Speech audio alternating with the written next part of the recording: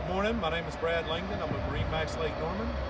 Today I wanted to go over a 25RL coach tri-tune boat we took in on trade here. It's a freshwater usage boat. I want to show you the front seating first. We have two long couches. Very nice, very comfortable, clean seating. The forward deck we have in-floor storage. Moving aft, we have two helm chairs here with a center walk-through.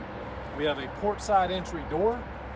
In the rear section, we have two large loungers that double as couches. We have a table mount here, a very large, great shape bimini top, a 250 Honda 4-stroke motor with low hours.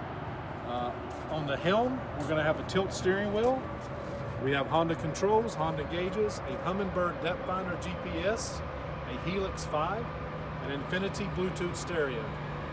This boat is in very good shape, very good condition.